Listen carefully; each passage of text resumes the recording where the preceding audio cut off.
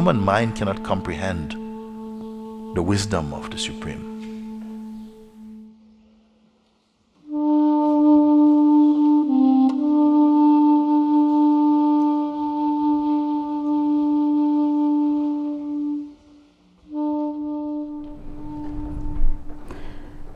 It really is a grace and a blessing to be here in your magnificent presence.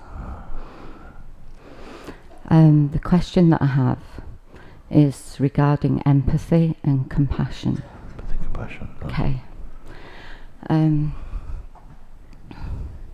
I find myself here after listening to you on YouTube. It's been guiding me deeper to go within. Yes. But 20 years ago, I received the techniques of self-knowledge from my beloved master, whom I love very, very deeply. And in the practice of this knowledge and going within, it's definitely sensitized the feeling of vibrations and energy. So what I find is that I've become much more empathic. So the question is, sometimes the empathy, it kind of, what's happening in the world and with other people, it really reaches deep inside as a pain, felt as a pain of the world. Yes. So the question then is, how do I remain more detached within this experience? Thank you. Very good.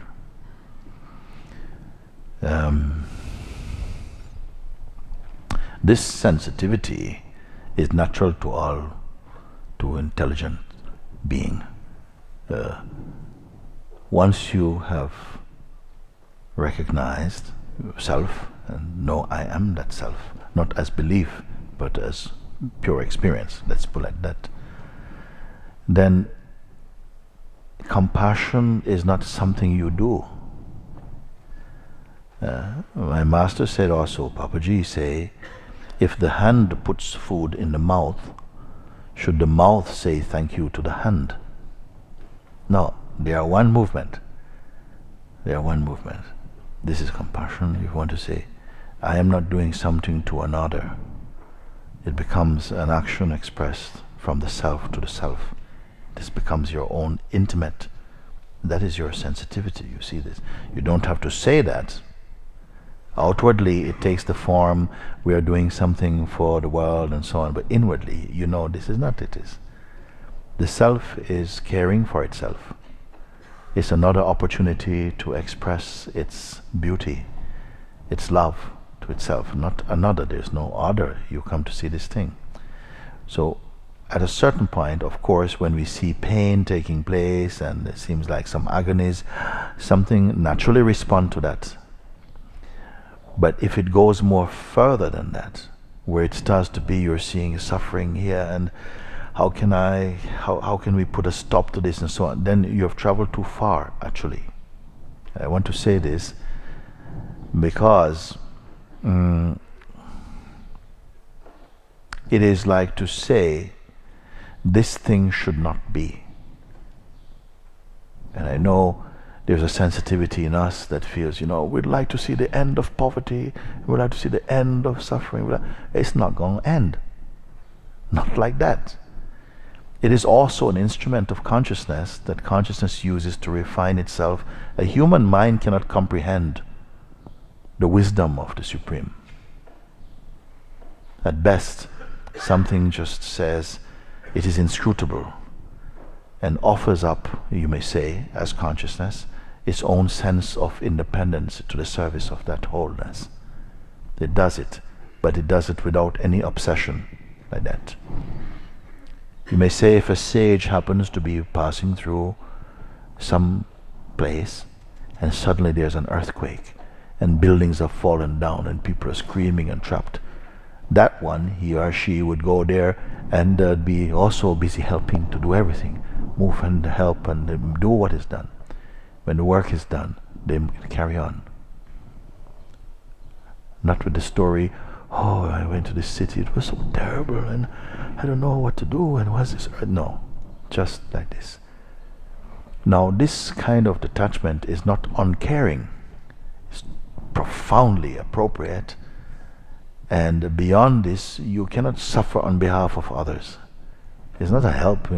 And also, sometimes we need to be careful, because how your mind can create a sense of what is happening may not be true.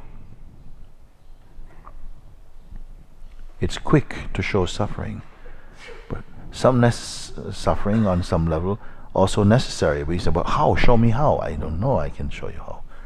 I see that if you take this one out of this position and say, my life is like this, and I put you, okay, what would you like? I'd like to put them over there, and after 2 weeks they're right back here, because their life seems to be here. This is where it's real for me. It's not real for me here. I thought it would be. To live a life, sort of like, sucking honey all day, and then somehow it's not what I want. I'm here with my difficulties and all of this. There's a reality to it, and something that must be gone through also. You say, but yes. And then we say, but what about the children, and what about these? The children are also ancients. We're all in this together. I am not saying don't care, not at all. But there's something, stay as the self, and let your eyes witness the actions of the Supreme.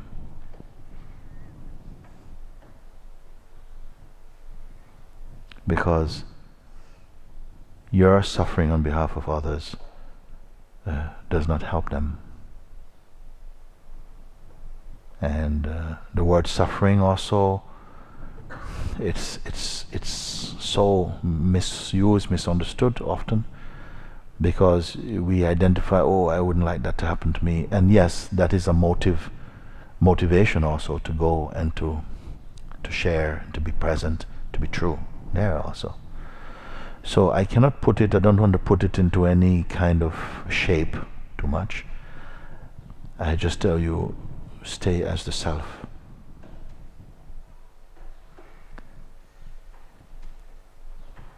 Somehow all this will come to make sense at some level in you. But sitting where you are in our dualistic thinking and egoic mind, we cannot fathom the inscrutability of God's ways. We cannot do it. Gradually you come to understand and see, yes, there's a trust, and there's a seeing.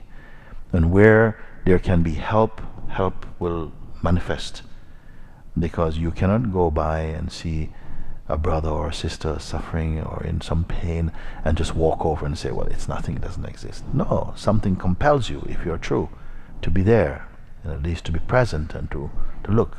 But don't overdo. You don't have to become a missionary about it. I don't want to cut any category on it, anything, this not.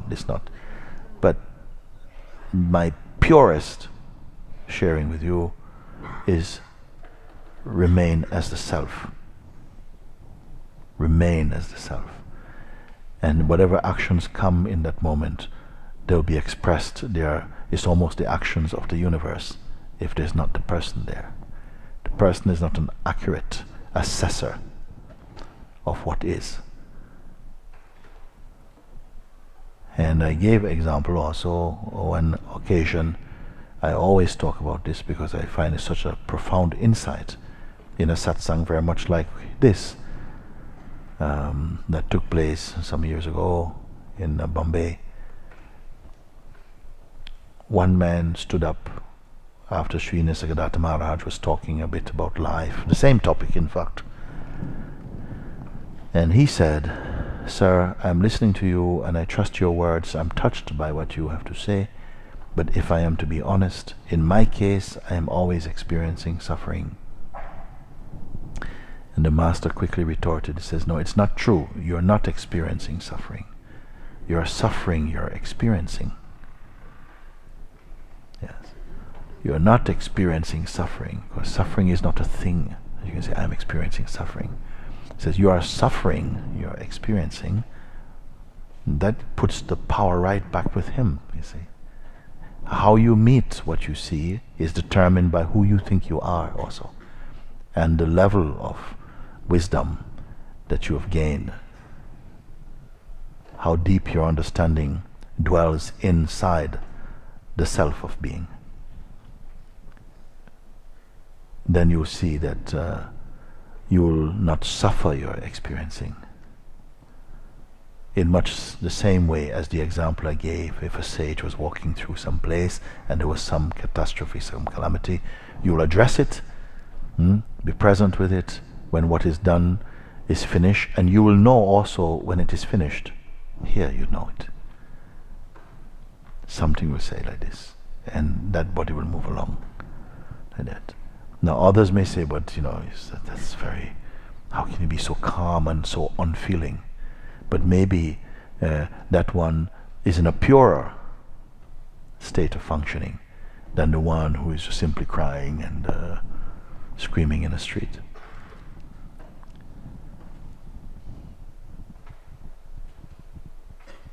Sensitivity is natural, but it must not predominate. It cannot be on the front page of consciousness. It is included in with all the other expressions that may come, but the predominant prevailing presence will be that of pure awareness, self.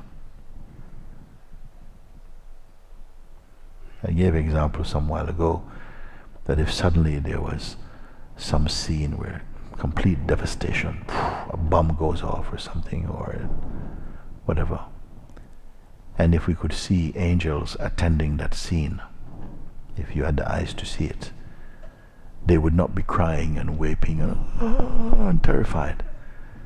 There will be a serenity, a presence, a power, an authority, a calmness, a compassion inconceivable in the human mind that will move to bring change in a way that we cannot grasp.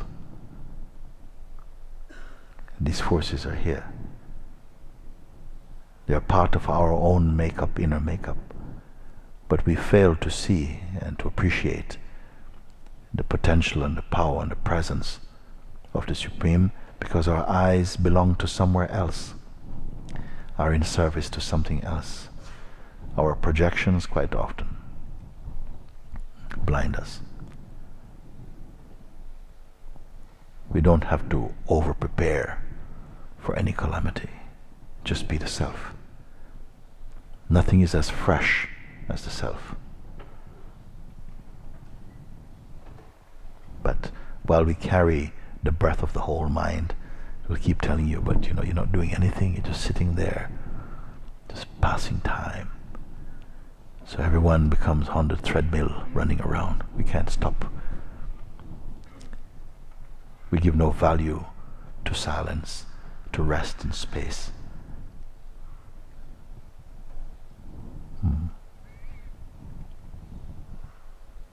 So, yes, that sensitivity is there. It's part of that sweet fragrance of the self, but it cannot be the most prominent thing. Is feeling this thing, and if you stay in this, it will pull you in. Then you start to feel, what's it all about? How can God let this happen? And it can happen if it goes too far. You stay put here. Say, there's so much you will never understand, not by effort. It's like the Supreme is saying, you can gather all your greatest minds to figure me out, and you cannot come near me. But if you love me, I am yours. Nobody's clever enough to comprehend the glories of God. If you're clever enough, surrender yourself at the feet of the Supreme.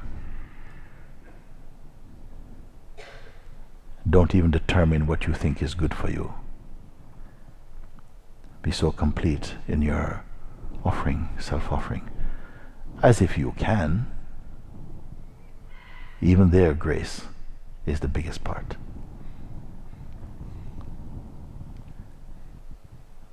even to imagine ourselves as instruments of the divine will, is still an arrogance. It's still an arrogance. It still requires an apartness. We are one. Laughing together, suffering together, living together, dying together, and beyond all of it, together as one.